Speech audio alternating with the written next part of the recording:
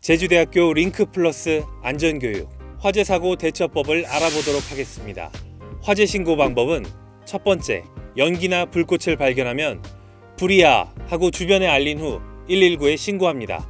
두 번째, 전화가 연결되면 119 접수자의 질문에 명확하게 답합니다. 세 번째, 119 접수자보다 먼저 전화를 끊지 않습니다. 다음으로는 화재 발생 시 소화기 사용법에 대해서 알아보겠습니다. 첫 번째, 소화기를 불이 난 곳으로 옮깁니다. 두 번째, 손잡이 부분에 안전핀을 뽑습니다. 세 번째, 바람을 등지고 서서 호스를 불 쪽으로 향하게 합니다. 네 번째, 손잡이를 힘껏 움켜쥐고 빗자루로 쓸듯이 뿌립니다. 옥내 소화전 사용법도 알아보겠습니다. 첫 번째, 화재가 발생하면 화재를 알리고자 발신기 스위치를 누르고 소화전 문을 열고 노즐과 호스를 꺼냅니다.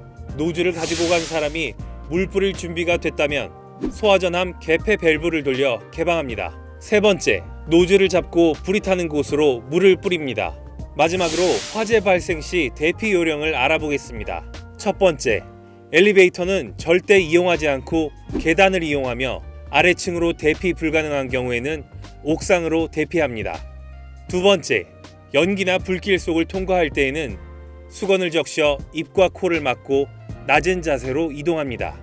세 번째, 출입문의 손잡이가 뜨겁거나 연기가 새어 들어오면 이미 밖에 불이 번져 있거나 유독가스가 있다는 증거이므로 절대로 문을 열어서는 안 됩니다. 네 번째, 밖으로 나온 뒤에는 바람이 불어오는 쪽에서 구조를 기다립니다. 갑작스런 심장마비나 사고로 인해 폐와 심장 활동이 멈추는 응급 상황에 대비해 심폐소생술에 대해 알아보도록 하겠습니다. 첫 번째, 환자의 호흡 상태를 확인합니다. 두 번째, 주변 사람 중 한 사람을 지목해 119에 신고합니다. 세 번째, 손꿈치 중앙을 양쪽 젖꼭지 사이 흉부 정중앙에 놓고 분당 최소 100회, 5cm 깊이로 30회 가슴 압박을 실시합니다. 네 번째, 인공호흡은 코를 막고 1초 동안 공기 주입을 하고 손을 놓아 공기를 배출합니다. 2회 반복 후 가슴 압박을 실시합니다. 다섯 번째, 이를 구급대 도착 전까지 반복합니다. 자동 제세동기 사용은 음성 안내에 따라 심폐소생술을 실시해야 합니다.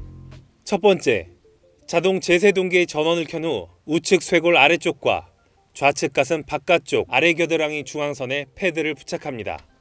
두 번째, 심장 리듬을 분석 중엔 환자에게 손을 떼야 합니다.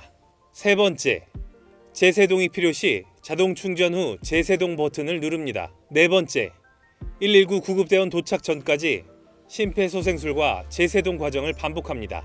실험실과 연구실 실습생은 인화성 유해 화학물질 취급에 따른 화재와 폭발 등의 사고 예방을 위해 실험대와 실험부스, 안전통로가 항상 깨끗하게 유지돼야 합니다.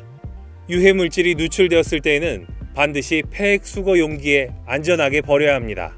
다음으로 건설 현장 실습생의 안전수칙은 작업 전 안전점검과 정리정돈, 개인보호구 착용은 필수입니다. 떨어질 위험이 있는 작업은 작업 발판과 안전난간 설치를 해야 하고 건설 장비 사용 시 작업계획서를 반드시 작성하며 유도자를 배치해야 합니다. 개구부에는 덮개를 설치해야 하며 어두운 장소에서도 식별 가능하도록 표시해야 합니다. 감전재해 예방을 위해 접지 상태, 누전 차단기 확인은 필수이며 비계 작업 시에는 최대 적재 하중을 준수하고 관리 감독자 지휘를 잘 따라야 합니다. 자연재해, 폭염, 태풍, 폭설 시에는 첫 번째, TV 모바일로 기상 상황을 수시로 파악합니다.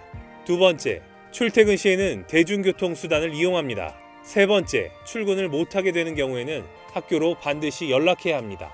이렇게 현장 실습 시 일어날 수 있는 사고를 예방하기 위해 안전교육을 했는데요. 실습 중 사고가 발생하지 않도록 각별히 유의 바라며 사고가 발생했을 경우에는 실습기관 담당자에게 보고하고 가까운 병원으로 이동하여 치료를 받아야 합니다. 그리고 반드시 사고 발생 상황에 대해 학교로 연락해야 합니다.